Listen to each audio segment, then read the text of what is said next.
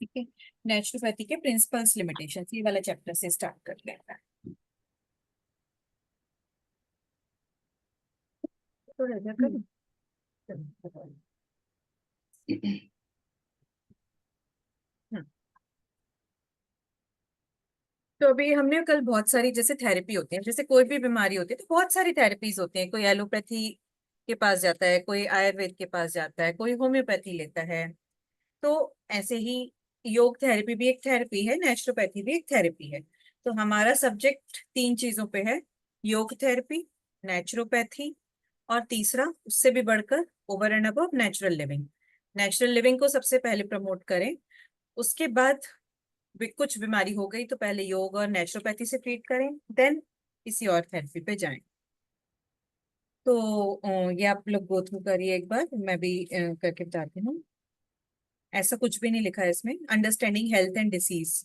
तो WHO के हिसाब से हेल्थ की डेफिनेशन क्या है कि वो पता होनी चाहिए कि complete physical, mental and social wellbeing.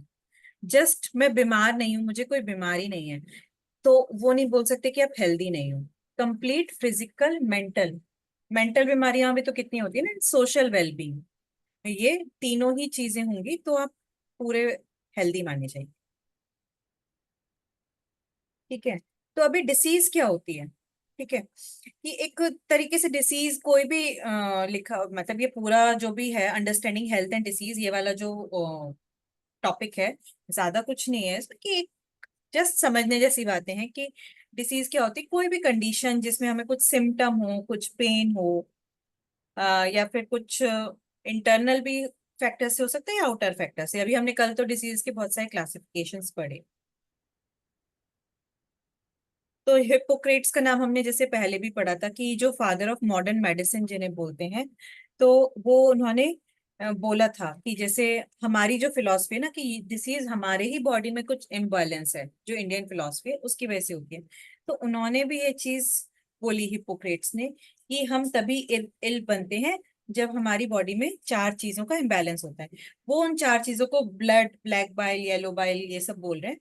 आपको ये याद रखने का जरूरत नहीं है, ठीक है। बट अल्टीमेटली वो चार एलिमेंट्स की बात कर रहे हैं, ठीक है।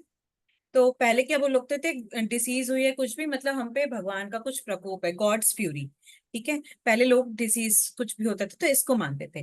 बाद में पता चला कि नहीं, डिसीज होना मतलब हमारे बॉडी में कोई तो महाभूत का इम्बैलेंस हुआ है। ठीक है। अभी मेडिकल पॉइंट ऑफ व्यू से अभी बहुत सारी टाइप की, कल हमने पढ़ा फिलोसफी में, हमारी इंडियन फिलोसफी में डिसीज की क्या क्या क्लासिफिकेशंस हैं। तो यहाँ पे अभी पूरा डिसीजेस के बारे में कि कौन कौन सी डिसीजेस होती हैं, क्यों होती हैं। तो बहुत सारे यहाँ पे क्लासिफिकेशंस हैं, तो आप सीधे 11th पेज पे आ जाइए। ये सब क्लासिफिकेशन अलग अलग क्लासिफिकेशन है, आपको किसी को भी एक दूसरे से कंपेयर नहीं करना है। ठीक है। तो जैसे बहुत सारे नाम दिए हुए हैं ना, तो जैसे एक होती है एक्वायर्ड डिसीज और एक होती है कंजेनाइटल, ये एक क्लासिफिकेशन है। ठीक है। तो एक्वायर्ड और कंजेनाइटल, एक्वायर्ड मतलब जो आपको बर्थ होने के बाद, पैदा होने के बाद लाइफ में किसी भी टाइम पॉइंट पे होती हैं, that are called acquired disease. ठीक है। और कॉन्जेनाइटल डिसीज जो आपको जन्म से है। ठीक है। ये एक क्लासिफिकेशन हो गया। जो जन्म से है दैट आर कॉन्जेनाइटल, मम्मी के थ्रू आई हैं। मम्मी जब प्रेग्नेंट थी आपसे, तभी मम्मी को वो बीमारी थी, आपको भी हो गई। या फिर जेनेटिक बीमारियां, वो सब इसमें आएंगी जो आपको बचपन से है। देन आती हैं genetic diseases, they are, this is different classification. ठीक है। जेनेटिक डिसीजेस मतलब जो हमारे डीएनए में कुछ प्रॉब्लम है जीन्स में, उसकी वजह से है। ठीक है। जेनेटिक डिसीजेस भी कंजेनाइटल हो सकती हैं, मतलब बाय बर्थ हो सकती हैं कुछ जेनेटिक डिसीज, कुछ जेनेटिक डिसीजेस जन्म के बाद हो सकती हैं। देन हेरिडिटरी डिसीजेस, तो किसी को भी आपस में ये नहीं करना है कि अरे ये है, ये है, सब अलग अलग है। हेरिडिटरी डिसीजेस जो पूरी फैमिली में रन करती हैं। ठीक है। कि उसको डायबिटीज था पापा को, तो बच्चों को भी होगा, लाइफस्टाइल की वजह से भी होती है, बट हेरिडिटरी की वजह से भी होती है। देन तो ये एक्वायर्ड और कंजेनाइटल एक क्लासिफिकेशन है। ठीक है। एक्वायर्ड अलग होंगी, कॉन्जेनाइटल अलग। देन जेनेटिक और हेरिडिटरी कंप्लीटली डिफरेंट चीज हो गई। देन आई एक्यूट और क्रोनिक, ये एक क्लासिफिकेशन है, एक्यूट और क्रोनिक। एक्यूट मतलब जो होती है बस शॉर्ट टर्म हुई, सर्दी खांसी जुकाम हुआ, दवाई ली, थोड़े दिन बाद ठीक हो गए, वो होती है एक्यूट डिसीजेस। क्रोनिक डिसीजेस जो लंबे समय तक रहती हैं और कभी कभी पूरी लाइफ लॉन्ग रहती हैं और उनका कोई क्योर नहीं होता, बस हम उन्हें मैनेज करते हैं। 11 number page, Manisha ji, chapter 2, important topics book का। तो क्रोनिक डिसीजेस वो होती हैं और मोस्टली देखिए इसमें लिखा भी है कि जो पूरी लाइफ में भी चलेंगी या फिर लंबे समय तक जो चलती हैं, ऐसे पूरी लाइफ भी नहीं, या लंबे समय तक रही, जैसे कैंसर है कई बार ठीक भी हो जाता है बट लंबे समय तक आदमी को उसका ट्रीटमेंट लेते रहना पड़ता है। तो एक्यूट और chronic is one classification. Then आता है आइट्रोजेनिक डिसीज, ये ज्यादा कोई नहीं पूछता है आइट्रोजेनिक। ये क्या होती है, कुछ साइड इफेक्ट की वजह से, मेडिकली कुछ आपने डिसीज का ट्रीटमेंट लिया या कुछ किसी डिसीज के ट्रीटमेंट के साइड इफेक्ट से कोई डिसीज हो गई, या कुछ ऑपरेशन हुआ, ऑपरेशन के टाइम पे कुछ गलत हो गया, उसकी वजह से कुछ डिसीज हो गई, उनको बोलते हैं आइट्रोजेनिक डिसीज। तो ज्यादा नहीं पूछता है कोई उनको। इडियोपैथिक डिसीज, इडियोपैथिक डिसीज जिनका कोई पता नहीं क्यों हुई, कैसे हुई, कब हुई, जिनका कोई कॉज नहीं है। तो ये आइट्रोजेनिक इडियोपैथिक ये बिल्कुल अलग चीजें हैं, इनको आपस में कोई लिंक नहीं करना है, कोई एक ऐसा नहीं कि ये क्लासिफिकेशन है। अभी तक हमने दो एक क्लासिफिकेशन थे, एक्यूट और कॉन्जेनाइटल, ये एक है। एक्यूट, सॉरी, एक्वायर्ड और congenital this is one, acute and chronic this is another. ठीक है, बाकी जेनेटिक, हेरिडिटरी, आइट्रोजेनिक, इडियोपैथिक ये सब अलग चल रहा है। Then incurable diseases, incurable disease जिनका कोई क्योर नहीं है। ठीक है, आ, जैसे कि बीपी हो गई, डायबिटीज हो गई, कई बार कोई क्योर नहीं होता है बट जरूरी नहीं है इनक्यूरेबल डिसीज से आदमी मर ही जाएगा। हो सकता है कि वो लाइफ लॉन्ग ऐसे दवाइयां लेके उसको दबा के रखा जा सकता है और आदमी नॉर्मल लाइफ जी सकता है। देन एक और क्लासिफिकेशन आया प्राइमरी और सेकेंडरी डिसीज, ये एक क्लासिफिकेशन। प्राइमरी डिसीज वो होती हैं कि जो रूट, जो मेन डिसीज हुई, ठीक है, which is the root cause of illness. Secondary disease मतलब प्राइमरी डिसीज को ही आगे कॉम्प्लिकेशंस की वजह से अलग अलग डिसीज हो गई। जैसे कि एक नॉर्मल सर्दी खांसी जुकाम हुआ तो कॉमन कोल्ड प्राइमरी डिसीज हुई, अगर वो सही से मैनेज नहीं हुआ, ठीक नहीं हुआ, तो वो एक एलर्जी की फॉर्म ले लेता है, राइनाइटिस, एलर्जिक राइनाइटिस हो जाती है। तो मे बी वो राइनाइटिस जो है वो कॉमन कोल्ड ही खराब होके बिगड़ के राइनाइटिस में हो। तो प्राइमरी डिसीज जो मेन डिसीज थी और उसकी वजह से कुछ एडिशनल डिसीज, जैसे कई बार क्या होता है किसी को कोलेस्ट्रॉल हाई होता है तो cholesterol high is main disease, but उसकी वजह से बीपी भी हाई हो जाता है, तो वहां पे बीपी सेकेंडरी हो गया, बट कई बार बीपी प्राइमरी होता है। तो ऐसे, ठीक है, किसी किसी को ब्लॉकेज है इसकी वजह से बीपी हाई है, ब्लॉकेज ठीक तो बीपी नॉर्मल, ऐसे होते हैं। देन अलग एक और डिसीज है टर्मिनल डिसीज। टर्मिनल डिसीज मतलब कि भाई अब कहते हैं, अब डॉक्टर ने जवाब दे दिया, अब जब तक जी पाओगे तब तक जियोगे, बस जाओ भी, मतलब भगवान है ना, बस अब भगवान के भरोसे, कभी भी मतलब हो सकता है डेथ, वो उसे बोलते हैं टर्मिनल डिसीज। तो अच्छा, इलनेस, सिकनेस, डिसीज ये सब हम इंटरचेंजेबली यूज करते हैं ये सब टर्म्स।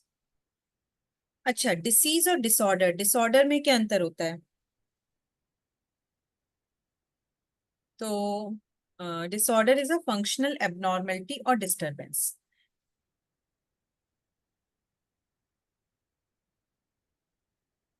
कि इन जनरल कोई भी बॉडी में कुछ भी फंक्शनल एबनॉर्मेलिटी हो उसको बोलते हैं डिसऑर्डर।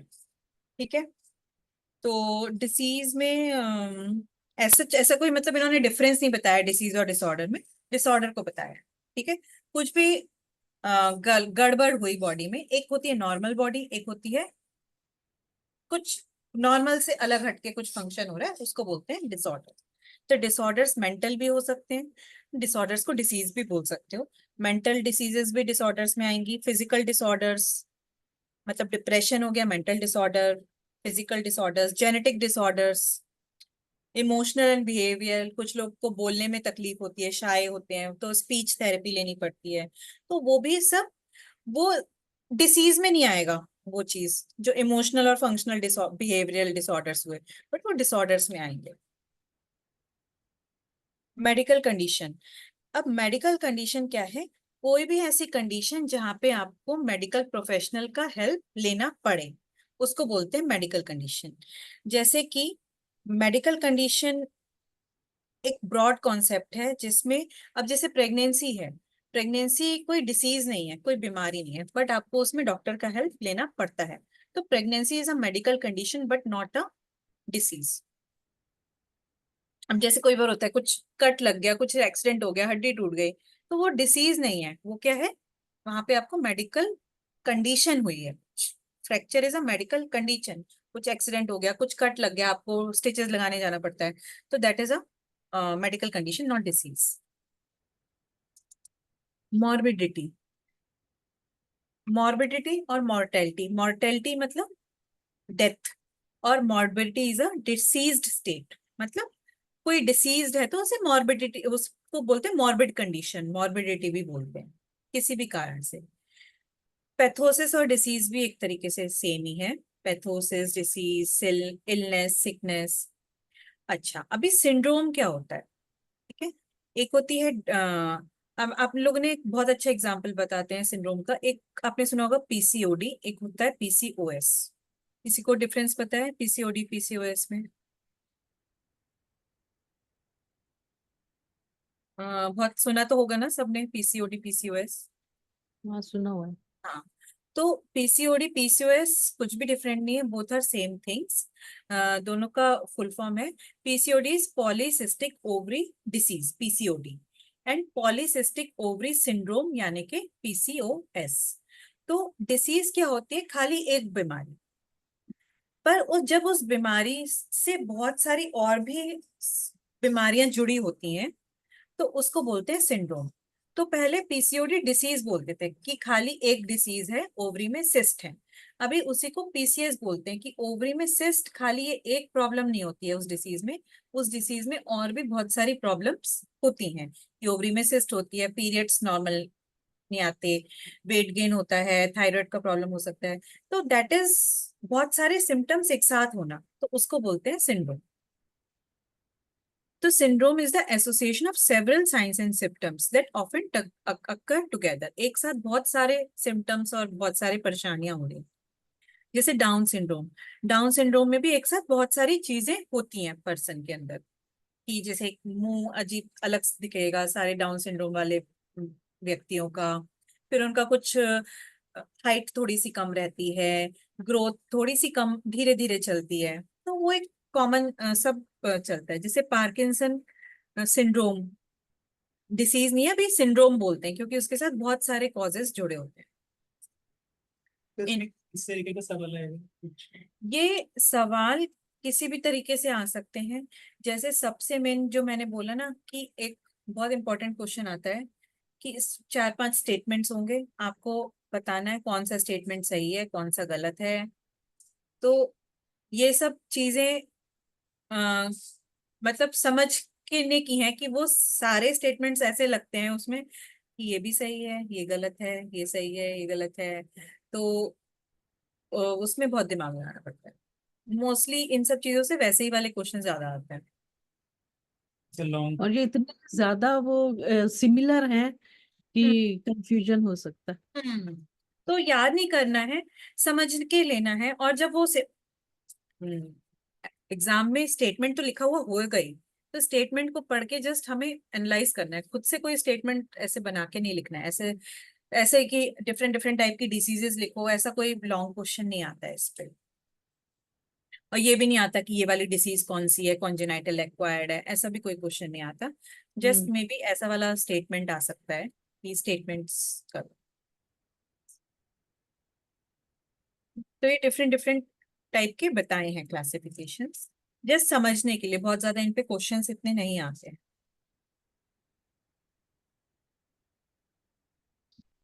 अच्छा, एक और चीज जो ये नेक्स्ट वाले 12th पेज पे एक पैराग्राफ है, उसमें ज्यादा कुछ नहीं बताया है, उसमें बताया कि डब्ल्यूएचओ ने बोला है, डब्ल्यूएचओ की हेल्थ की डेफिनेशन है physical, mental and social wellbeing होना चाहिए। उसमें डब्ल्यूएचओ एक और वर्ड ऐड करना जा रहा है, स्पिरिचुअल वेलबींग, जो कि हमारे टेक्स्ट में स्पिरिचुअलिटी को बहुत इंपॉर्टेंस दिया गया है। तो इसमें यही बताया गया है कि हमारे टेक्स्ट में स्पिरिचुअलिटी भी होना बहुत जरूरी है एक नॉर्मल लाइफ जीने के लिए। तो डब्ल्यूएचओ वो उसमें ऐड करने का सोच रहा है, स्पिरिचुअल क्वेश्चन भी आपका अच्छा होना चाहिए to live a healthy life. अच्छा, अब ये पूछ रहे हैं why are we discussing all this, है ना, इसका नेचुरोपैथी नेचुरल लिविंग से क्या रेलेवेंस है। ये सिर्फ हम सब इसलिए डिस्कस कर रहे हैं कि हम सब अभी थेरेपिस्ट बनने जा रहे हैं, ठीक है, योग थेरेपिस्ट, नेचुरोपैथ। तो कोई भी पेशेंट, अभी तो इतनी सारी थेरेपीज हैं, कोई भी पेशेंट हमारे पास आए कुछ भी बीमारी लेके, तो हमें पता होना चाहिए ना कि ये बीमारी किस टाइप की है, क्योर हो सकती है नहीं हो सकती है नेचुरोपैथी से, योग से, या मतलब लाइफस्टाइल डिसीज है या नहीं है, हम उसका लाइफस्टाइल चेंज करके वो उसे ठीक कर सकते हैं या नहीं कर सकते। अब डाउन सिंड्रोम है, लाइफस्टाइल का कोई रोल नहीं है ना उसमें। जो कॉन्जेनाइटल डिसीज है, जो बचपन से है, एचआईवी है, एड्स है, तो उसका कोई क्योर नहीं है ना, हम योग से उसे बस मैनेज कर सकते हैं, वी कांट क्योर। तो हमें पता होना चाहिए कि कोई भी पेशेंट आए, वो ये सब नाम, अब क्या होता है ना, पेशेंट को डॉक्टर ने बोला तुम्हें ये कंजेनाइटल डिसीज है, पेशेंट को नहीं समझ में आएगा, कहीं तो इसकी रिपोर्ट में लिखा हुआ है। तो हमें रिपोर्ट्स भी पढ़नी आनी चाहिए, कि वो रिपोर्ट्स लेके आते हैं, आप हमारी रिपोर्ट्स देख लो कि ये क्या है लिखा हुआ। तो वो थोड़ा सा एक नॉलेज एडअप के लिए, कि आगे वो काउंसलिंग वाले चैप्टर में अच्छे से पढ़ेंगे आप, कि एक नॉलेज होता है तो पेशेंट को भी ट्रस्ट होता है कि हाँ भाई इनको नॉलेज है, इनके पास जाने से हमें मतलब वो ट्रस्ट आ जाता है। देन अभी इन्होंने जो है why are we discussing this, इसमें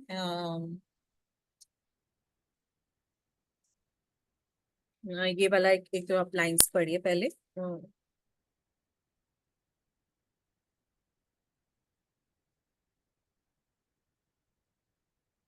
तो क्या हुआ पहले, जैसे ना इन्फेक्शियस डिसीजेस बहुत ज्यादा होती थी, होता था ना कि प्लेग फैला, बहुत लोग मर गए, गांव के गांव तबाह हो गए। तो पहले इन्फेक्शियस डिसीज होती थी, अब कौन सा एरा है, अभी लाइफस्टाइल डिसीजेस ज्यादा हो रही हैं। अभी हार्ट अटैक से, हार्ट डिसीज से ज्यादा मॉर्टेलिटी रेट ज्यादा है। तो जो इन्फेक्शियस डिसीजेज होती थी, तो फिर एक एंटीबायोटिक बनी, तो वो ऐसे कोई पूछेगा नहीं, आता नहीं है, अलेक्जेंडर फ्लेमिंग जो थे उन्होंने पहली एंटीबायोटिक बनाई पेनिसिलिन। डेट वेट ईयर वगैरह याद रखने की जरूरत नहीं है।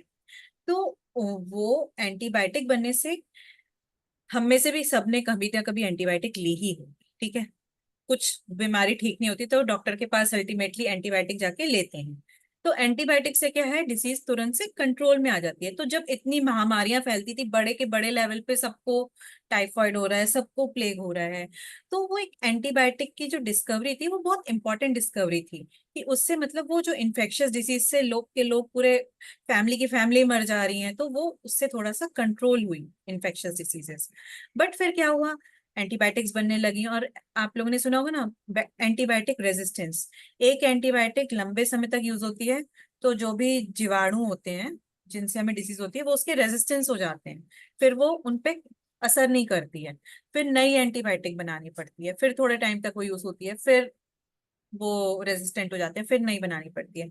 तो उससे क्या हुआ कि अच्छा हुआ, बट अभी इतना ज्यादा ओवर यूज हो गया कि लोग उस पर डिपेंडेंट हो गए, तो एक डिपेंडेंसी बढ़ गई। तो फिर लोगों को फिर से अपने पुराने कल्चर की याद आई कि भैया हम हमारे 5 एलिमेंट्स के जब इम्बैलेंस से डिसीज हो रही है, तो वो 5 एलिमेंट्स से ही उनको कंट्रोल किया जाए। मतलब अगर अग्नि तत्व बढ़ गया है तो जल तत्व से उसे बैलेंस करो, पृथ्वी तत्व बढ़ गया है तो आकाश तत्व से बैलेंस करो ट्रीटमेंट्स लेके। तो इस तरीके से नेचुरोपैथी वापस से मतलब आयुर्वेद तो एक तरीके से नेचुरोपैथी वाली ही चीज हो गई, इंडियन कल्चर में थी, बट इस उससे नेचुरोपैथी का जन्म हुआ, मेनली हुआ जर्मनी में नेचुरोपैथी का जन्म, यूरोप में, ठीक है, यूरोप से वो अमेरिका गई।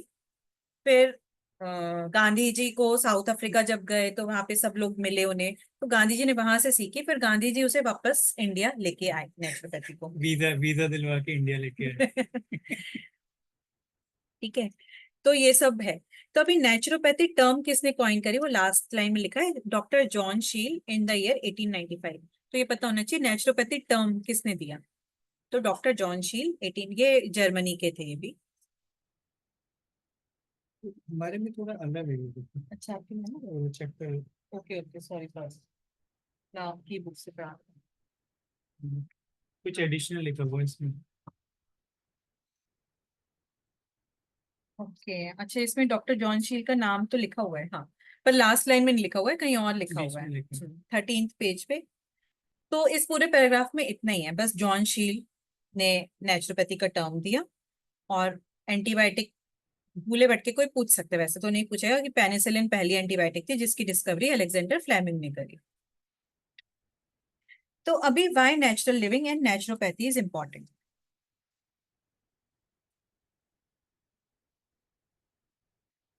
ठीक है। तो अभी हमने योग थेरेपी में भी पढ़ा, नेचुरोपैथी में भी पढ़ा कि हमारी बॉडी में ना, हमारी बॉडी अपने आप में एक अजूबा है। हमारी बॉडी अपने आप हील होने की क्षमता रखती है। जैसे कि अगर योग की माने तो कोई भी, हमारी बॉडी अपने आप अपना बैलेंस बना के रखती है, होम्योस्टेसिस। तो बैलेंस बिगड़ता क्यों है, बहुत अगर हम कुछ गड़बड़ करते हैं ना तो ही जाके बॉडी का बैलेंस बिगड़ता है, अदरवाइज वो बैलेंस बना के रखती है। दूसरी तरफ अगर नेचुरोपैथी टर्म से देखा जाए, कि नेचुरोपैथी कहती है टॉक्सिन्स ज्यादा हो गए एक हद से ज्यादा तो हमें डिसीज होती है। तो टॉक्सिन्स भी ज्यादा क्यों हो गए, क्योंकि हमारी बॉडी के पास अपने आप डिटॉक्सिफिकेशन भी खुद करती रहती है हमारी बॉडी। जैसे हम खाना खाते हैं, हम पॉटी के थ्रू टॉक्सिन्स निकाल देते हैं, यूरिन के थ्रू टॉक्सिन्स निकल जाते हैं, स्वेट करते हैं, स्वेट के थ्रू टॉक्सिन्स निकल जाते हैं, ऑक्सीजन लेते हैं, कार्बन डाइऑक्साइड नाक के थ्रू निकल जाती है, ये सब क्या है, टॉक्सिन्स हैं। तो हमारी बॉडी इतने सारे टॉक्सिन्स ऑलरेडी डेली बेसिस पे निकाल रही है, तो फिर क्यों टॉक्सिन ज्यादा हो रहे हैं। तो बैलेंस की बात भी करे जाए योग के टर्म में, तो हमारी बॉडी अपने आप इतना बैलेंस मेंटेन करके रख रही है, अपने आप डिटॉक्सिफिकेशन कर रही है, फिर वो बैलेंस क्यों बिगड़ रहा है, फिर वो टॉक्सिन ज्यादा क्यों हो रहे हैं। तो कहीं ना कहीं हम कुछ गड़बड़ कर रहे हैं।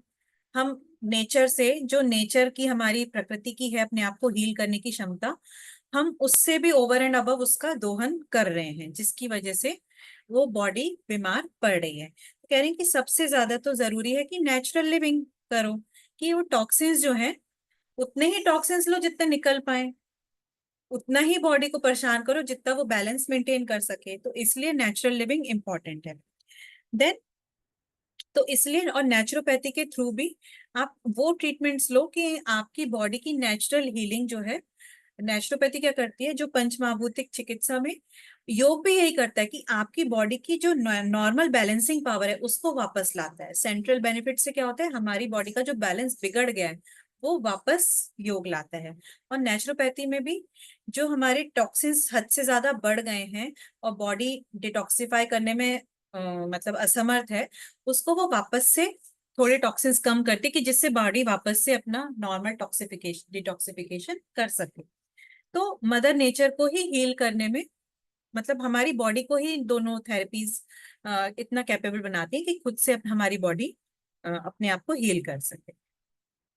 तो इसलिए नेचुरल लिविंग इंपॉर्टेंट है, नेचुरोपैथी या योग थेरेपी इंपॉर्टेंट है। जैसे कि इसमें ऐसा कुछ खास पढ़ने लायक नहीं है, एक पॉइंट है काइकेडियन रिथम का। जैसे कि हमारी एक काइकेडियन रिथम होती है, हमारी होती है ना बायोलॉजिकल क्लॉक जिसे बोलते हैं।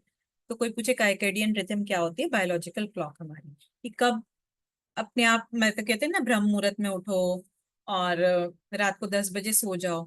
तो रात को 10 बजे से सुबह के 4 बजे तक तो हमारा जो लिवर जो है, जो सबसे ज्यादा डिटॉक्सिफिकेशन करता है, वो सबसे ज्यादा उस टाइम पे एक्टिव रहता है। अब अगर हम सोएंगे ही नहीं, 10 बजे 12 बजे सो रहे हैं, तो वो 2 घंटे का जो डिटॉक्स का टाइम है वो हमने लिवर का कम कर दिया। तो अगर हम बायोलॉजिकल क्लॉक के हिसाब से ही सोएंगे जगेंगे, तो कोई ऐसा मत सोचो कि 12 बजे सोए तो 6 बजे उठेंगे तो वापस से वो 6 बजे तक डिटॉक्स करेगा, ऐसे नहीं, वो 4 बजे तक ही करेगा। तो हमने मतलब अपना स्लीप पैटर्न ही डिस्टर्ब करके बहुत सारा साइकिल हम खराब कर देते हैं। और स्लीप पैटर्न क्या है कि जैसे वो मोबाइल फोन है ना, कि अपने आप हमारा जो पीनियल ग्लैंड है वो डार्कनेस से स्टिमुलेट करता है स्लीप। तो वो एक हार्मोन इसमें लिखा हुआ है, मेलाटोनिन सिक्रीट करता है, जो डार्कनेस से स्टिमुलेट होता है और हमें नींद आती है। तो अगर हम लाइट जला के रखेंगे या फोन देखेंगे तो अपने आप हमें नींद भी स्टिमुलेट नहीं होगी। तो ये एक इन्होंने पॉइंट दिया हुआ है नेचुरल लेवल ये पे। सर्केड नहीं, इसे काइकेडियन बोलते हैं। सर्केडियन। हाँ। अच्छा अच्छा। कोई कोई सर्केडियन बोलता है, कोई काइकेडियन बोलता है। तो ऐसे वो ब्रिटिश इंग्लिश अमेरिकन इंग्लिश का डिफरेंस हो सकता है। आप लोग को जो बोलना हो बोल लो, ऐसा कुछ नहीं है। मतलब circadian rhythm is a biological clock, बस ये है। अच्छा, then lifestyle diseases, the curse of automation and modernisation.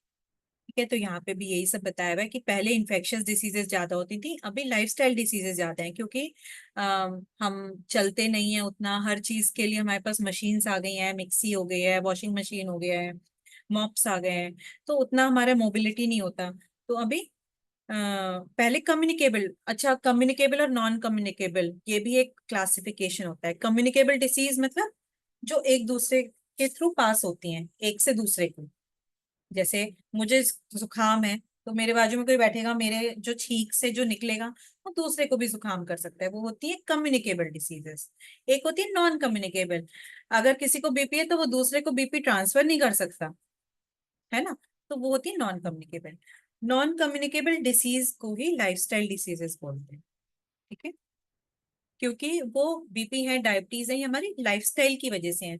हम ऐसे नहीं कि हम छींक से खांस के दूसरे को ट्रांसफर कर दें। तो कोरोना क्या है, कम्युनिकेट। कोविड क्या है, कम्युनिकेबल डिसीज। तो आजकल जो जमाना है वो नॉन कम्युनिकेबल यानी कि लाइफस्टाइल डिसीजेस का है। और वो क्यों है, क्योंकि हमारा मूवमेंट कम है, हमारी स्लीप साइकिल डिस्टर्ब्ड है, हम सभी कुछ नेचर के अगेंस्ट कर रहे हैं। तो इसलिए हमें नेचर के पास जाना है, नेचर के लॉस को फॉलो करना है। देखो इसमें लिखा है कि इसलिए गुरु जी ने हमारे कोर्स को सिर्फ नेचुरोपैथी और योग थेरेपी नहीं, नेचुरल लिविंग भी नाम दिया है। डिप्लोमा इन योग therapy, naturopathy and natural living. तो दैट इज उससे भी बढ़ के, हर चीज से बढ़ के कि आप नेचर के लॉस को फॉलो करो, तो इनफैक्ट योग थेरेपी और नेचुरोपैथी की भी जरूरत नहीं पड़ेगी।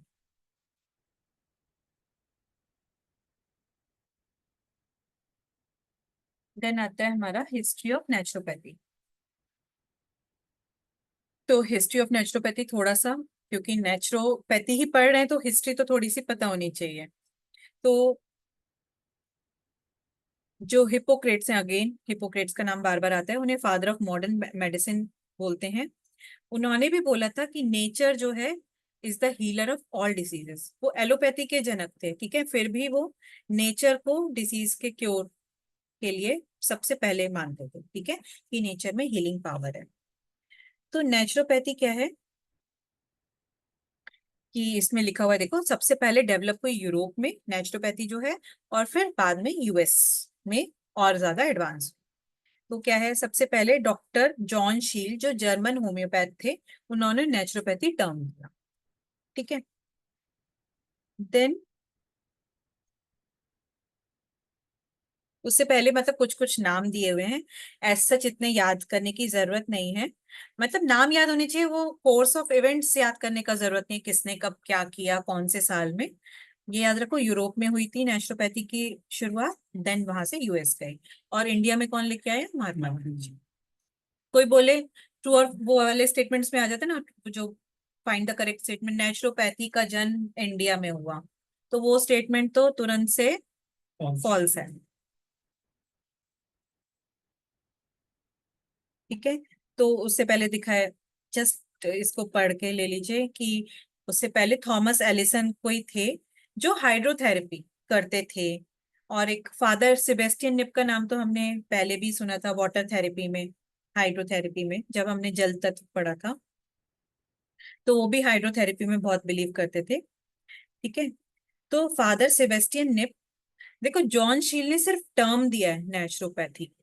ठीक है, इसके अलावा जो सबसे मेन है जिन्होंने स्टार्ट करी है वो फादर सेबेस्टियन निप है, जो हाइड्रोथेरेपी के थ्रू उन्होंने पोप को क्योर किया देन उन्होंने जो उनके चेले समझ लो, थॉमस एलिसन, उनके चेले थॉमस एलिसन थे, उनको सिखाई उन्होंने। फिर वो थॉमस एलिसन को उन्होंने यूएस भेजा, यूएस में कुछ कन्वेंशन होने वाला था, तो वहां पे यूएस भेजा, तो थॉमस एलिसन उसको यूएस लेके गए। यूएस में देखो नीप कन्वेंशन, फादर सेबेस्टियन निप के नाम पे ही एक पूरा कॉन्फ्रेंस हुआ, जहाँ पे वो थॉमस एलिसन उसको लेके गए और वहां पे उन्होंने उसको फैलाया नेचुरोपैथी की शिक्षा को। ठीक है। फिर कौन कौन सी इंपॉर्टेंट बुक्स हैं, कौन कौन से राइटर्स हैं जिनकी बुक्स नेचुरोपैथी में बहुत ज्यादा रेफर की जाती हैं? एक तो डॉक्टर लुइस कुन है, डॉक्टर हेनरी लिंडलर। ठीक है। तो इन दोनों की जो बुक्स हैं वो बहुत फेमस हैं। तो ये सिर्फ जस्ट नाम है मेन मेन जो बहुत फेमस हैं, अगर हम बुक्स पढ़ने जाएंगे तो वो रेफर की जाती हैं। आज की डेट में भी डॉक्टर कुने की बुक्स बहुत फेमस है, अमेजोन पे भी मिलते हैं डॉक्टर कुने की books. History of naturopathy in Indian context. ठीक है। तो महात्मा गांधी जी जो थे, उन्होंने डॉक्टर पुणे की बुक्स को पढ़ा। ठीक है। फिर वो इंडिया उसको लेके आए। फिर उन्होंने सबसे पहले महाराष्ट्र में वर्धा में नेचुरोपैथी का एक आश्रम खोला। देन अभी भी पूना में उर्ली कांचन में नेचुरोपैथी का बहुत बड़ा, सबसे एक कह सकते हैं इंडिया का सबसे बड़ा नेचुरोपैथी आश्रम अभी उर्ली कांचन पूना में है, which is लिखा भी है, which today is one of the famous naturopathy centers known worldwide। In fact पूरे वर्ल्ड में बहुत फेमस है। तो father of naturopathy in India किसको बोलेंगे? महात्मा गांधी जी को। ये वो ट्रू फॉल्स में आ सकती है। अब ये मुझे अच्छा, अब यहाँ पे एक स्टेटमेंट है, नेचुरोपैथी इंडिया में महात्मा गांधी जी लेके आए, but naturopathy was evolve in India thousands of year ago at the subtlest level which is known as Ayurveda. तो कोई बोले नेचुरोपैथी का जन्म इंडिया में हुआ तो फॉल्स है, बट नेचुरोपैथी इंडिया में सटल फॉर्म में, आयुर्वेद के फॉर्म में प्रैक्टिस की जाती थी, तो वो ट्रू है। क्योंकि आयुर्वेद में भी तो हम पंचकर्मा में पंचमहाभूतिक चिकित्सा से ही ट्रीट करते हैं ना लोगों को, तो वो हमारे पास नॉलेज थी। बट इंडिया में तो पता है ना कि इंडियन लोग बड़े दिलदार होते हैं, हमने कुछ भी चीज अपनी नॉलेज, योग भी इंडिया के नाम पे नहीं है, अभी अमेरिका में जाके फेमस हुआ। ठीक है। तो हमने अपनी कोई भी चीज को फेमस नहीं किया, हमें कहा कि ठीक है ये चीज, बांट दी लोगों को, सिखा दी कला। हम तो नेचुरोपैथी के प्रिंसिपल्स इंडिया में ऑलरेडी फॉलो थे, but as a naturopathy term वो हमारी नहीं है, ये हमारी थेरेपीज है, हम ये बोल के नहीं बोल सकते। ये किसी और ने पेटेंट करा होगा। हाँ, ये समझ लो कि इंडिया में कोई चीज पेटेंट नहीं होती है, वो अभी वो पेटेंट सब बाहर का है। तो अभी अभी आते हैं मेन उस पे जिसपे लॉन्ग क्वेश्चन आ जाते हैं। प्रिंस जैसे योग थेरेपी में था प्रिंसिपल्स एंड लिमिटेशंस, ऐसे ही नेचुरोपैथी के प्रिंसिपल्स एंड लिमिटेशंस क्या हैं? ठीक है। तो सबसे पहले नेचुरोपैथी, नेचुरोपैथी तो बोलती है नेचुरोपैथी बाद में, नेचुरल लिविंग पहले। ठीक है। सबसे पहला प्रिंसिपल तो यही है नेचुरोपैथी का कि nature is the great divine healer. पहले तो turn towards nature and natural living to live healthy. ठीक है। बॉडी के पास अपने आप की खुद की हीलिंग पावर है, उसको हील करने दो अपने आप।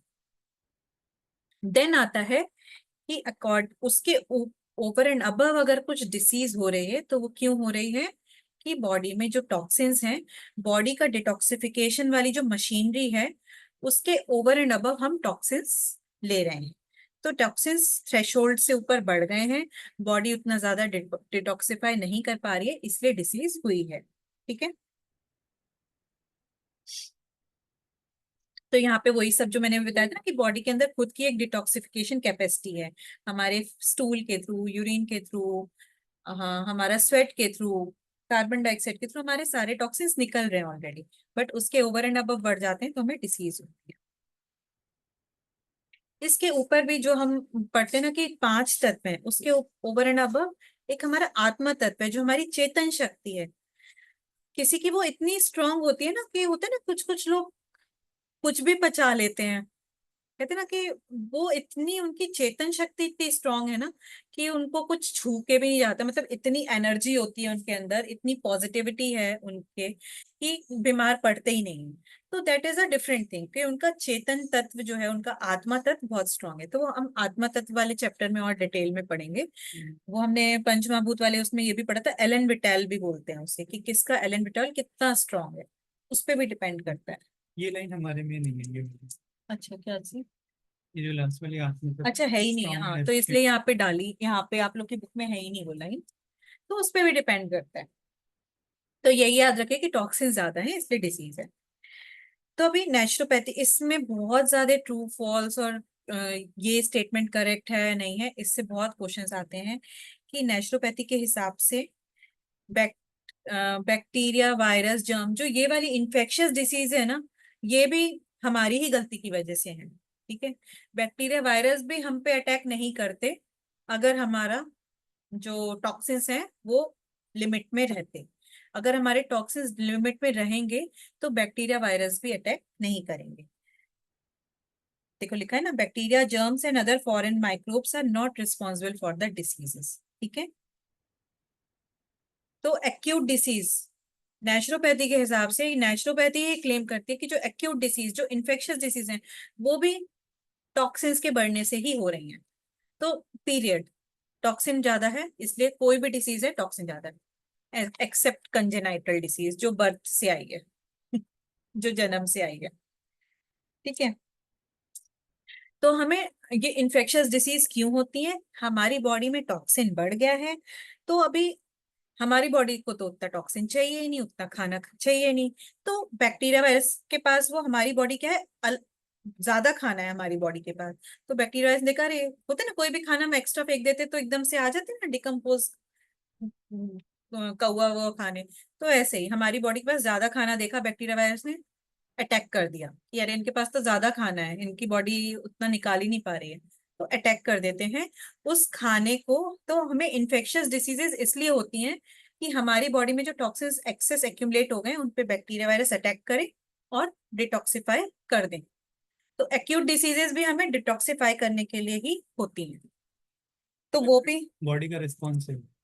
बॉडी का रिस्पॉन्स नहीं है, वो नेचर का रिस्पॉन्स है कि नेचर कह रही है भाई तुम जाके खा लो खाना, इनके पास वेस्ट है। तो वो भी हमारे फ्रेंड्स हैं, एनिमी नहीं है। बैक्टीरिया वायरस को अपना फ्रेंड समझो, वो हमारी बॉडी को डिटॉक्सिफाई करने आए, क्योंकि हम खुद नहीं कर रहे, हम टॉक्सिन ज्यादा ले रहे हैं।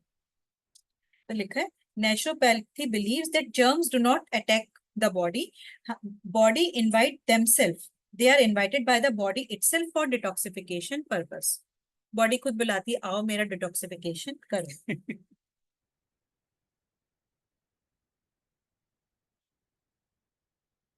ठीक है, तो acute diseases are friends and not enemy, ये वही पॉइंट को दोबारा रिपीट कर रहे हैं एक्चुअली। ठीक है ना, तो एक्यूट डिसीज यानी कि जो बैक्टीरिया वायरस से जो डिसीज हो रही है, तो वो भी हमारी फ्रेंड है, एनिमी नहीं है, हमारी बॉडी का एक्स्ट्रा टॉक्सिन निकालने आई है। तो उस समय पे अगर बुखार हो रहा है तो होने दो, उसको दवाई लेके तुरंत से, ये नहीं कि अरे बुखार हो गया तुरंत से दवाई ले लिया, अरे बुखार हुआ ही इसलिए है कि जो एक्स्ट्रा बैक्टीरिया वायरस आए हैं वो टॉक्सिन्स खाने आए हैं और हमारे शरीर को बुखार हो रहा है। तो बुखार में, थोड़ा सा बुखार में हम तो जी जाएंगे, हमें कुछ नहीं होगा, पर बैक्टीरिया वायरस जो इन्वेड करें उनको बॉडी निकाल देगी। तो हम क्या होता है तुरंत से क्या होता है, एंटीबायोटिक भी तुरंत से खा के तुरंत से ठीक हो जाते हैं। लूज मोशन होता है तुरंत से, लूज मोशन भी क्यों हुआ कि हमारी बॉडी में एक्स्ट्रा टॉक्सिन जमा हो गया है, तो वो निकालने दो, सावन सर कहते हैं कि उसको निकलने दो। हम क्या होते हैं तुरंत से कुछ खाई दवाई कि स्टॉप कर दो उसे, स्टॉप करके क्या हो, फिर से वो टॉक्सिन वहीं पे जमा हो गया, फिर वो किसी और फॉर्म में निकलेगा, छाले के फॉर्म में निकलेगा, कुछ अल्सर होगा पेट में। तो ऐसे हम दबाते रहते हैं एक्यूट डिसीजेस को, जो बढ़कर एक टाइम के बाद वो क्रोनिक डिसीज बन के निकल के आते हैं सारे टॉक्सिन। तो इसमें यही पढ़ना है, जो इसमें बहुत सारी टर्मिनोलॉजी है वो सब में पे मत जाइए, टी सेल, WBC लिखी भी है क्या, हाँ, वो सब पढ़ने का जरूरत नहीं है। बस ये ध्यान रखो कि एक्यूट डिसीजेस ये सब हमारे फ्रेंड्स हैं। तो एकदम से लिखा भी है acute diseases will grow into chronic once if the body is not allowed to heal in a natural way. अगर उनको बार बार आप दबाते रहोगे, सर्दी खांसी जुकाम हुआ है तुरंत से दवाई लेनी है कि अरे मेरे को खांसी तुरंत से रोकनी है, सर्दी तुरंत से रोकनी है, ऐसे नहीं, दवाई मत लो, होने दो, लेट इट गो, सारा टॉक्सिन निकल जाएगा। Naturopathy is a holistic approach and it treats the person as a whole and not the diseased। तो ये योग में भी था कि योग भी पूर्णवाद में बिलीव करता है, पूरी बॉडी एक है, डिसीज पूरी बॉडी को हुआ है ना कि इस पार्ट तो नेचुरोपैथी भी कहती है पूरी बॉडी में टॉक्सिन कहीं ना कहीं तो एक्यूमुलेट हुए, किसी ना किसी पार्ट में डिसीज होगा उस टॉक्सिन को निकालने के लिए, बट अल्टीमेटली पूरी बॉडी में टॉक्सिन ज्यादा थे। Naturopathy not only treats the patient but becomes friend, philosopher and guide. वो योग में भी था, सिर्फ हमें पेशेंट को ट्रीट नहीं करना है, एक उसे वो देना है कि भाई वो हमेशा उसको कंटिन्यू करे योग को या नेचुरोपैथी को। वो उस जो हम प्रिंसिपल सीख रहे हैं या सिखा रहे हैं वो हमेशा अपने लाइफ में उतारे। ये नहीं कि नेचुरोपैथी आश्रम गए, ट्रीटमेंट लिया, आ गए, फिर से सब खाया, फिर से बीमार, नहीं, उसे वे ऑफ लाइफ बनाओ। अभी योग में भी था, patient cooperation and faith is essential. योग में भी पेशेंट का एक्टिव पार्टिसिपेशन चाहिए। जैसे एलोपैथिक डिसीज में ऐसा कुछ नहीं, बस 2 सेकंड में दवाई खाई, हो गया, पेशेंट का बस इतना ही काम है, ठीक है। पर नेचुरोपैथी में, योग में पेशेंट को पूरा अपना कोऑपरेशन देना है और उसे विश्वास है। और शुरू शुरू में यहाँ पे ये टर्म लिखी हुई है क्या, बाद में आएगी कहीं पे, तो हीलिंग क्राइसिस।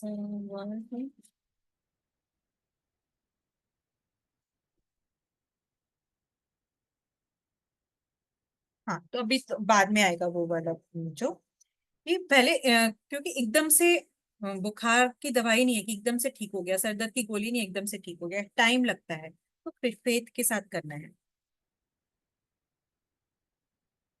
तो नेचुरोपैथी में डिसीज का कोई नाम नहीं है, ओनली डिसीज इज टॉक्सिन। तो वहां पे ये ध्यान में रखना होता है कि पेशेंट की कंडीशन के हिसाब से ट्रीटमेंट किया जाता है, ना कि उसको कौन सी डिसीज है। Naturopathy believes in oneness of the disease, their cause and treatment. यही पॉइंट अलग अलग तरीके से बार बार बोल रहे हैं, ठीक है। कि 6th पॉइंट जो था, 9th पॉइंट और 10th पॉइंट ऑलमोस्ट सेम ही है। 6th पॉइंट भी बोल रहा है कि पूरे बॉडी को ट्रीट किया जाता है, पेशेंट को, not the disease. 9th point पे भी यही बोल रहे हैं, 10th में भी यही बोल रहा है, ऑलमोस्ट सिमिलर पॉइंट्स हैं। सिर्फ पॉइंट्स लिख देंगे तो भी चलेगा ना, अगर क्वेश्चन आएगा प्रिंसिपल्स लिखने के लिए? हाँ हाँ, पॉइंट्स लिख दें, थोड़ा सा कहीं पे आपको लग रहा है कुछ अपना एक्सप्लेन कर सकते हैं तो एक्सप्लेन कर दे बस। देन गिनती के सारे 12 लिखने की जरूरत नहीं। नहीं नहीं, ऐसा नहीं है 12 लिखने, अभी 12 में ही मैंने बताया ना, 6, 9 और 10 पॉइंट ये सेम पॉइंट है, तो इसको अलग अलग लिखने की जरूरत ही नहीं। मैं तो इसको सब मिला के एक ही पॉइंट लिखा था, तीनों पॉइंट्स का, ठीक है। नेचुरो 11th पॉइंट पे लिखा है the disease state of the body is due to the hindrance in the natural way of working of. ये अगेन वही पॉइंट रिपीट हो गया, ये हम अपने नेचुरल बॉडी की नेचुरल पावर को कम, नेचुरल हीलिंग को वर्क नहीं करने देते, इसलिए डिसीज होती है। अगेन 12 पॉइंट भी सेम है, इट इज द फुलिशनेस और idiocy of human being for the state of ill being. इतना सब कुछ हमारी बॉडी में हील करने की क्षमता है, फिर भी हम बीमार पड़े तो हमारा ही मतलब बेवकूफी की वजह से हम बीमार पड़ते हैं। अल्टीमेटली नेचुरोपैथी में आप ही रिस्पॉन्सिबल हो अपनी हेल्थ के लिए, और उसको ठीक करने के लिए भी आप ही रिस्पॉन्सिबल, किसी और पे हम ठीकरा नहीं फोड़ सकते।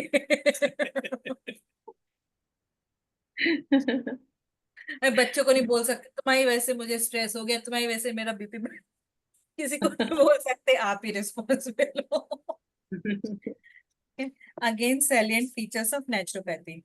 तो principles of naturopathy, salient features of naturopathy एक ही बात है, ठीक है। तो कुछ और चीजें पढ़ लेते हैं, तो आप ये वाले पॉइंट्स भी प्रिंसिपल्स में लिख सकते हो, कुछ खास खास बातें, एक्चुअली प्रिंसिपल्स ही कुछ खास बातें हैं, easy to understand. Easy to understand है। अभी एलोपैथी पढ़ने जाएंगे तो पता है ना डॉक्टर्स को कितनी पढ़ाई करनी पड़ती है, 6 6 साल तक, फिर इंटर्नशिप, फिर पूरा सिस्टम पढ़ाया जाता है, एक एक पार्ट, फिर वो ट्रीट करने जाते हैं ना, इसके लिए ये दवाई, इस डिसीज के लिए ये दवाई, कितनी सारी चीजें होती हैं, डायग्नोसिस पढ़ो। नेचुरोपैथी में क्या है, कोई भी बीमारी है, तुम्हें टॉक्सिन्स बढ़ गए तुम्हारी बॉडी में, क्या ट्रीटमेंट है, टॉक्सिन्स निकालने हैं, टॉक्सिन्स निकालने के लिए जो जो हमें पंचमहाभूत में ट्रीटमेंट्स बताए हैं वो करने हैं। तो इजी है कंपैरेटिवली एलोपैथी से, चीप एंड इनएक्सपेंसिव है, as compare to allopathy it's cheap and inexpensive. Anyone can practise, कि इजी है, कंप्लीट क्योर। कि एलोपैथी क्या है, सिर्फ सिम्टम पे काम करती है, नेचुरोपैथी क्या है, जड़ से डिसीज को निकालती है। ये नहीं कि बस सिम्टम ठीक कर दिया, आज लूज मोशन हो रहा है, एलोपैथी क्या है, लूज मोशन की दवाई लो, आज लूज मोशन रुक गया, बाकी बाद में देखेंगे, है ना। टॉक्सिन तो बढ़ते जा रहे हैं बॉडी में। आज खांसी हुई, दवाई ले लो, खांसी रोक दो। बॉडी में टॉक्सिन बढ़ गया, उसका एलोपैथी को कुछ नहीं है। नेचुरोपैथी क्या है, जड़ से ठीक करेगी। Naturopathy is an art as well as science. Science भी है कि भाई कब किसको क्या ट्रीटमेंट देना, और आर्ट भी है कि भाई मड पैक बनाना है, कितनी मिट्टी डालें, कितना पानी डालें, कैसे लगाएं कि पहले एक लेयर, नॉट एक समान समान थिकनेस की लेयर लगे। तो एक ये जस्ट डायग्नोस्टिक मेथड्स नहीं है नेचुरोपैथी में, डायग्नोसिस करने का जरूरत ही नहीं है। नेचुरोपैथी कहते हैं बस टॉक्सिन्स ही तो है। Suppress diseases surface reappear in the beginning of naturopathy, ये एक बहुत इंपॉर्टेंट पॉइंट है। शुरू में इसको हीलिंग क्राइसिस भी बोलते हैं, आगे कहीं पे तो लिखा हुआ है, आपको उसको 7th पॉइंट पे लिख लो बोल्ड में, हीलिंग क्राइसिस। ये बहुत इंपॉर्टेंट है। नेचुरोपैथी ट्रीटमेंट लेते हैं तो शुरू में पेशेंट को, हमको पता होना चाहिए कि अभी मान लो सर्दी थी, खांसी थी, जुकाम थी, हमने दबा दिया, ठीक है। लूज मोशन हुआ, हमने दबा दिया था, तो कहीं ना कहीं से वो डिसीज हुई है। तो नेचुरोपैथी में सारी दबी हुई जो डिसीज है ना, वो निकल के आएंगी, ठीक है। हो सकता है बहुत ज्यादा लूज मोशन, हो सकता है कि रनिंग नोज हो जाए, या फिर बहुत ज्यादा खांसी हो, बहुत ज्यादा कफ पास हो, स्वेटिंग बहुत ज्यादा हो। तो जो दबी हुई डिसीजेस थी, वो नेचुरोपैथी ट्रीटमेंट करेंगे तो शुरू में वो और ज्यादा उभर उभर के आएंगी, और ज्यादा उभर उभर के आएंगी। तो पेशेंट को उस समय फेथ रखना है कि भाई ये नेचुरोपैथी, होम्योपैथी दवाई भी ऐसे काम करती है कई बार, कि लेना शुरू करते हैं तो दबी हुई चीज निकल के आती है। बहुत सारी चीजें थेरेपीज में ऐसा होता है, कोई कोई में। तो पेशेंट को उस समय विश्वास रखना है कि नहीं, ये जड़ से निकालेगा, इसलिए दबी हुई चीज निकल के आ रही है। No drugs of any kind और एंटीबायोटिक्स आर यूज्ड। नेचुरोपैथी में कोई भी ड्रग, कोई भी, इनफैक्ट आयुर्वेद और नेचुरोपैथी में ये एक डिफरेंस है। आयुर्वेद में पंचकर्म करते हैं बट रसायन देते हैं, हर्बल मेडिसिन तो देते हैं ना। नेचुरोपैथी में कोई मेडिसिन भी नहीं देते हैं। ये 2000 हो सकता है। है मुझे। तो हाउ नेचुरोपैथी वर्क्स, ठीक है। तो वो तो हम अभी तो हमने ऑलरेडी 3 तत्व पढ़ ही लिए हैं। तो नेचुरोपैथी कैसे काम करती है, जो हमारे पंच महाभूत हैं उन्हीं को यूज करके डिफरेंट डिफरेंट फॉर्म्स में डिटॉक्सिफिकेशन करते हैं बॉडी का। तो वैसे ही नेचुरोपैथी काम करती है। और दूसरी बात, नेचुरोपैथी काम करती है हमारा जो लिखा है क्या यहाँ पे अभी, आत्मा तत्व, जो हमारा आत्मा तत्व, जो चेतन शक्ति है, उसको स्ट्रॉन्ग बनाने के लिए भी काम करती है। जो हमारी स्पिरिचुअलिटी है, तो स्पिरिचुअलिटी जब बढ़ती है, स्पिरिचुअल स्पिरिचुअल क्वेश्चन, तो हम अपने आप बीमारियों को, मतलब बीमारी हमसे दूर भागती है। अच्छा, तो ये तो हम इंडिविजुअल हर एक तत्व में पढ़ेंगे। अभी हमने पढ़ा सबसे ग्रॉस तत्व कौन सा है, पृथ्वी। पृथ्वी तत्व सबसे ग्रॉस है। और सबसे सटल तत्व कौन सा है, आपका आकाश तत्व, ठीक है। तो नेचुरोपैथी में जो सबसे ज्यादा, ये इस पे भी बहुत क्वेश्चन आते हैं, जो सबसे ज्यादा सटल तत्व है आकाश तत्व, उसका सबसे ज्यादा हीलिंग पावर है, ठीक है। तो सबसे बेस्ट रिजल्ट्स जो होंगे वो आकाश तत्व की चिकित्सक से होंगे, एज कंपेयर टू जैसे जैसे ऊपर आते जाएंगे। मड थेरेपी से ज्यादा हाइड्रोथेरेपी इफेक्टिव होगी, ऐसा नहीं है। मतलब जो सबसे सटलेस्ट तत्व है, जो सबसे ऊपर है, वो उसकी हीलिंग पावर सबसे हाई, ठीक है। अभी पृथ्वी, ये क्वेश्चन बहुत घुमा घुमा के पूछते हैं, अरे पृथ्वी में तो गंध भी है, स्पर्श भी है, रूप भी है, रस भी है, और शब्द भी है। पृथ्वी में तो 5-5 चीजें हैं, ऐसे पूछेंगे हाँ। तो पृथ्वी के पास 5 चीजें हैं, तो पृथ्वी के की हीलिंग पावर सबसे ज्यादा होगी, ऐसे नितिन सर वाइवा में पूछते थे। तो नहीं, तो नहीं, उसके पास तो इतना सब कुछ है, उसकी हीलिंग पावर, और दिखता भी है पृथ्वी, तो सबसे ज्यादा हीलिंग पावर होगी, नहीं। सबसे ज्यादा तो आकाश कहाँ दिखता है, क्या हील करेंगे आकाश तत्व से, नहीं। सबसे ज्यादा हीलिंग पावर किसकी है, आकाश तत्व। आकाश तत्व से हीलिंग करते कैसे हैं बाय द वे, वैसे अभी तक फास्टिंग हाँ, फास्टिंग फास्ट, फास्टिंग हाँ, फास्टिंग। तो आकाश तत्व का सबसे बेस्ट वो यूज है फास्टिंग, ठीक है। फास्टिंग किया, कुछ खाया नहीं, तो बॉडी में स्पेस क्रिएट हुआ। तो सबसे बड़े लेवल पे नेचुरोपैथी ट्रीटमेंट इज फास्टिंग, ठीक है। वो फास्टिंग वाला चैप्टर पढ़ोगे कि fasting is the best thing. Sorry to disturb you. I just want to ask you that if I'm not used to fasting, then is it good to be on a fast? Because sometimes acid creates in a body if you do fasting. So उसकी वजह से कभी migraine का भी problem होता है. So what would you say? वो अभी आप फास्टिंग के चैप्टर में पढ़ोगे, सावन सर बहुत अच्छे से पढ़ाएंगे, आप डेफिनेटली कर सकते हो। वो एसिड भी क्यों बनता है, क्योंकि आपकी बॉडी में वही हीलिंग क्राइसिस जो है ना, वही Yeah. ठीक है ना, उभर के आ रहा है, एसिड ज्यादा है, हाँ. आपने फास्टिंग किया, it is coming up, let it come up and वो ठीक है। फिर काफी हेडेक और ये सब शुरू हो जाता है. तो उसको नेचुरोपैथी में के ट्रीटमेंट में सब सहना पड़ेगा, सहना पड़ेगा. हाँ ओके. ठीक है. Thank you. तो उससे ऊपर चले गए तो you are good to go. और वैसे अगर ज्यादा हो रहा है तो बोलते हैं कि वमन कर लो, पानी पी के वमन कर दो। ओके. हाँ थैंक यू. मनीषा ने यहाँ से नहीं किया है YTTC, तो शुद्धि क्रिया तो की ही होंगी। हाँ अच्छा वो अग्नि अभिषेक बोल रहे हैं, आपको वमन पता है ना क्या है मतलब? मैंने हाँ जी योगा इंस्टीट्यूट से किया है. वमन पता है मुझे. हाँ हाँ अच्छा, ठीक हाँ है। वमन किया हुआ है मैंने. मतलब और बाकी भी शुद्धि क्रिया जो दंड वस्त्र। नहीं नहीं वो सब नहीं किया है मैंने. ज्यादा से ज्यादा जल लेती तो मैं नॉर्मल करती थी, और एक बार सूत्र नेति की है बस. ठीक है। ओके, क्योंकि और दंड से मतलब पर मतलब एसिडिटी जैसे में बहुत मेन फर्क हाँ पड़ता है। कि वही अगर फास्टिंग नहीं हो रही ना, एसिड जम रहा है, हेडेक हो रहा है, हम्म। तो दे से वमन करो। और पूरा फास्टिंग के चैप्टर में बहुत डिटेल में हर एक पॉइंट समझाए, जो भी आपको डाउट्स होंगे ना वो क्लियर हो जाएंगे फास्टिंग से रिलेटेड। मेरा तो माइग्रेन Okay. बहुत कम हुआ है, मतलब ऑलमोस्ट चला ही गया है। पहले इनको था कैसे अभिषेक, चला गया आपका? कैसे क्या किया आपने? लाइफस्टाइल चेंजेस ठीक करके इनफैक्ट मेरा वही होता है, अगर मैं टाइम पे नहीं खा रही ना अपना फूड, तब वो एसिड क्रिएट होता है. And I feel I mean quite hungry. अगर गैप हो जाता है 2-3 घंटे का, तो I feel quite hungry because my physical work is a lot. तो उसकी वजह से बहुत भूख लगती है. अगर नहीं खाऊंगी तो सिर दर्द शुरू हो जाएगा, और आप टाइम ना पे नहीं खाया तो. आप अगर दंड करोगे ना हाँ. तो भूख लगना भी बंद हो जाएगी। वो ये दंड कौन सा है, मतलब मुझे वो देखना डिफरेंट स्टोरी है, पड़ेगा. वो बाद में कभी बात करेंगे। अच्छा ठीक है हाँ ओके. ये हाँ तो है। ठीक है. Thank you. ऐसे दंड करने से ना ऐसा लगता है भूख ही कम हो गई है वस्त्र करो। और कम हो जाएगी तो यही है इसमें, यही चीज लिखी हुई है, हाउ नेचुरोपैथी वर्क्स। ठीक है, तो पंचमहाभूत यूज करते हैं। नाउ लिमिटेशंस, तो प्रिंसिपल्स पढ़े हमने, सैलिएंट उसकी खास खास बातें पढ़ी, अभी लिमिटेशंस। अच्छा, ये लास्ट है ना इसमें, हाँ हाँ तो हमारा टाइम ऑलमोस्ट हो चुका है। तो ठीक है, ये पढ़े क्या फिर लिमिटेशन या कर लेते हैं? कितना टाइम है हो जाएगा, जल्दी हो जाएगा। ठीक है, 10 मिनट और सबसे पूछ एक्स्ट्रा लेते हैं, चलेगा 10 मिनट एक्स्ट्रा चलेगा? यस यस चलेगा। ठीक यस है। Yes yes. कर लेते हैं ना हम बात। नहीं, आपको चलना चाहिए, हमको तो चलेगा.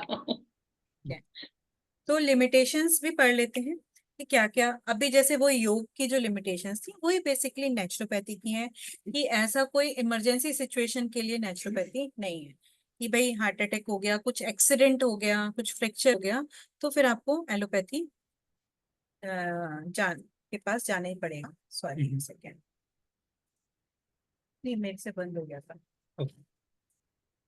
तो कोई ऐसी लाइफ सेविंग मेडिसिन नहीं है इमरजेंसी के लिए, ठीक है। नेचुरोपैथी में कोई डायग्नोस्टिक टूल नहीं है, उससे लिमिटेशन मान भी सकते हैं नहीं भी मान सकते हैं, क्योंकि नेचुरोपैथी का काम ही नहीं है डायग्नोसिस करने का। ओ बट ठीक है, और डायग्नोस्टिक टूल्स है ना, दूसरे थेरेपीज का मतलब कहीं और से डायग्नोसिस करवा के अभी तो हम सब इंटीग्रेट कर सकते हैं ना, योग को, नेचुरोपैथी को, एलोपैथी को, सब चीज को इंटीग्रेट करके यूज कर सकते हैं। No parameters are developed in naturopathy, वो तो योग में भी है कि अभी जैसे कि एलोपैथी में है कि बीपी मेजर किया, बीपी हाई था, बीपी की दवाई ली, बीपी नॉर्मल हो गया, ठीक है, तुरंत तुरंत रिजल्ट 2-3 दिन में आपको पता चलेगा। पर ऐसे योग में, नेचुरोपैथी में ऐसा कुछ नहीं है कि अरे बस मोस्टली कई बार किसी से आप रिव्यू, जैसे मोस्टली अगर आप क्लास लेते हैं और क्लाइंट से बोलेंगे ना रिव्यू दो हमारा कैसे, अच्छा लग रहा है बस, है ना, तो मोस्ट ऑफ द टाइम यही होता है कि अच्छा लग रहा है, उसका कुछ ऐसा पैरामीटर नहीं है कि कितना अच्छा लग रहा है, कैसे अच्छा लग रहा है, एग्जैक्टली क्या हो गया। अभी जैसे उन्होंने माइग्रेन ठीक हो गया, थोड़ा एसिड, थोड़ी भूख कम हो गई, बट मापने जैसा कुछ नहीं है, तो उसके लिए हमें मॉडर्न साइंस के साथ इंटीग्रेट करना पड़ता है उस केस में। और कई बार ऐसा भी होता है कि अच्छा नहीं भी लगे, बट एटलीस्ट बुरा लगना बंद हो गया, तो भी एक पॉजिटिव साइन है कि हाँ, काम कर रहा है। टाइम कंज्यूमिंग, टाइम लगता है। हाँ, इम्पेशेंट पेशेंट, जो योग में था ना, impatient patient is the biggest problem. Time चाहिए, पेशेंस चाहिए पेशेंट के अंदर। Patient must have patience. Naturopathy suggest full rest for healing. Naturopathy अभी क्या है, लूज मोशन हुआ, हमें तो काम पे जाना है। नेचुरोपैथी कहती है नहीं, आज काम पे मत जाओ, पूरे दिन लूज मोशन करते रहो, आज पूरा निकाल लो टॉक्सिन्स। फीवर हो रहा है, हेडेक हो रहा है, वमन करते रहो, काम पे मत जाओ। पर ऐसा हमेशा पॉसिबल नहीं होता है। तो naturopathy suggest full rest for healing. जो हो रहा है होने दो, छोड़ दो उसे, पड़े रहो सब काम धंधा छोड़ के। बट वो प्रैक्टिकली कई बार पॉसिबल नहीं होता कि भाई हम सब काम धंधा छोड़ के अपने बॉडी को हील करने दें। सेल्फ इन्वॉल्वमेंट ऑफ पेशेंट, ठीक है, तो पेशेंट का एक्टिव कॉपरेशन चाहिए। फेथ चाहिए, ठीक है ना, क्योंकि वही है, शुरू में सिम्टम उभर के आते हैं, तो फेथ चाहिए। पेशेंट घबरा जाएगा, अरे यार मेरे को तो इतना हेडेक हो रहा है, इतना बुखार हो रहा है, कुछ तो दो, कुछ तो दो, तो फेथ चाहिए। Then availability, availability of natural products, ये भी एक बहुत बड़ा। एलोपैथिक डॉक्टर आपको हर गली मोहल्ले में दिख जाएगा, नेचुरोपैथी आश्रम, नेचुरोपैथी ट्रीटमेंट्स आपको मतलब ढूंढने पड़ेंगे कहाँ सही मिलेंगे, कहाँ। और उसके अलावा अभी मड पैक, मड थेरेपी के बारे में हमने पढ़ा, पर मड, अच्छी मड बिना फर्टिलाइजर केमिकल की मड लेना भी एक बहुत बड़ा टास्क है। पानी में भी अभी आजकल इतना पॉल्यूशन है, तो बिना केमिकल्स के मड लेना, वो सब लेना। एयर थेरेपी अगर करेंगे तो प्योर एयर, टॉक्सिन्स इतने हैं बाहर कि हम टॉक्सिन से बच नहीं सकते। Willpower for adhering to good habit, इच्छा शक्ति भी चाहिए कि भाई लाइफस्टाइल चेंज करने के लिए स्ट्रॉन्ग चाहिए होती है will power. Not easily availability of treatment, कोई कि इजी अवेलेबिलिटी नहीं है एलोपैथिक की तरह, इजी नहीं है कि हर जगह नहीं है naturopathy available. Faith in supreme power, God में भी फेथ होना चाहिए, वही आत्मा तत्व आपका स्ट्रांग होना चाहिए। Treatments of naturopathy are not uniform, ठीक है, जैसे अभी हमने जल तत्व में ही पढ़ा कि थक के आए हो तो चलो एक बाथ ले लो या कुछ स्टीम ले लो। बट कहीं कहीं पे अभी नॉर्थ में इतनी ठंड पड़ती है, कोई कोई जगह पे इतनी ठंड पड़ती है, तो हमेशा बाथ लेना पॉसिबल नहीं होता है। तो जो भी है कि यूनिफॉर्म नहीं है वो ट्रीटमेंट्स, आपके एरिया के हिसाब से, आपके रिलीजन फेथ के हिसाब से, या जहाँ आप रह रहे हो वहाँ का वेदर कैसा है, तो वहाँ पे कैसी मिट्टी है। कोई कोई जगह पे, अभी हमारे यहाँ तो इंडिया में तो सब कुछ इजिली अवेलेबल है, बट कोई कोई जगह पे इतना चीजें अवेलेबल नहीं होती हैं, आइस पूरी जमी हुई है विंटर्स में, तो कहाँ से आप ट्रीटमेंट्स करोगे। तो वो यूनिफॉर्म नहीं है, आपको वेदर के हिसाब से, प्लेस के हिसाब से चेंज करना पड़ेगा। नो रिसर्च एंड डेवलपमेंट, योग में तो फिर भी कुछ रिसर्च एंड डेवलपमेंट पे, नेचुरोपैथी में उस लेवल पे रिसर्च डेवलपमेंट नहीं है। Strict observance of laws of nature is difficult, पूरी तरह नेचर के अभी बिल्कुल तो अभी हम नहीं जा सकते ना अर्ली मैन वाले उसमें, इतना आगे आ गए हैं, इतना गैजेट्स के यूज टू हो गए हैं कि वापस कोई बोले कि अभी मशीन नहीं, हाथ से कपड़े धो, सब कुछ मिक्सी नहीं, चटनी वो उस पे पीसो, तो हर बिल्कुल ऐसे जाना जरूरी नहीं, मतलब पॉसिबल नहीं है अभी। Cooperation of family and society का भी बहुत जरूरी है, क्योंकि सब लोग आपके आसपास कब खा रहे हैं, अरे खा ले कुछ नहीं होता है, अरे कुछ नहीं होता, फास्ट छोड़ दे, आज का फास्ट छोड़ दे, आज पार्टी, आज एकादशी का मत कर फास्ट, तो वो फ्रेंड्स, फैमिली, सोसाइटी का पीयर प्रेशर। एक पॉइंट है, संडे के दिन मड लगा के घूम रहे हैं घर में। देन पॉल्यूशन और एलर्जी, पॉल्यूशन तो है ही है ना, तो कहते हैं कि नेचुरल डाइट खाओ, पर फल सब्जी खाओ, तो फल प्योर कहाँ है, सब्जियां प्योर कहाँ है, तो वो प्योर चीज मिलनी भी तो चाहिए, ठीक है, तो ये लिमिटेशंस है। तो ऐसे रटने नहीं है, समझ के आता है, इस पे लॉन्ग क्वेश्चन आता है। योग थेरेपी के प्रिंसिपल लिमिटेशंस पे एक लॉन्ग क्वेश्चन आता ही आता है, नेचुरोपैथी के प्रिंसिपल लिमिटेशंस पे एक लॉन्ग क्वेश्चन आते ही आता है। तो ये स्कोरिंग चीजें हैं, इस पे आप अच्छा, आराम से पहले चैप्टर में भी बहुत सारा ये था, लिमिटेशंस। हाँ, तो पढ़े थे ना। तो नेचुरोपैथी एक्सपेरियंशियल साइंस है, एक्सपीरियंशियल साइंस मतलब एक्सपेरिमेंट कर करके ही आप सीखोगे, है ना, वो चीज है ना, कि ये नहीं कि बस हमने पढ़ लिया और जाके अभी हम नेचुरोपैथ बन गए, हम पढ़ के आए, पहले आप खुद पे एक्सपेरिमेंट करो सब चीजें, तभी जाके हमें जितना एक्सपेरिमेंट करेंगे अपने पे, फ्रेंड्स, फैमिली पे, तभी आगे जाके उसको कर पाएंगे। ऐसे लग रहा है एक ही चीज बार बार रिपीट हो रही है। हाँ, बहुत सारी चीजें रिपीट होती हैं, तो पर ये पॉइंट्स ऐसे आ जाते हैं ना, naturopathy is N experiential science, true और फॉल्स। तो वो वर्ड्स है ना, ये इंग्लिश के किसी किसी को नहीं वो यूज टू होते हैं कि ये क्या है, इसका मतलब क्या है। तो ठीक है, चलो फिर कल, कल तो नहीं परसों करेंगे अभी। ठीक है। कोई क्वेश्चन, अदरवाइज क्लोज करते हैं। मोस्टली कल परसों में ना ब्लड प्रेशर और हेल्थ पैरामीटर इसी बुक से करेंगे, परसों, कल नहीं।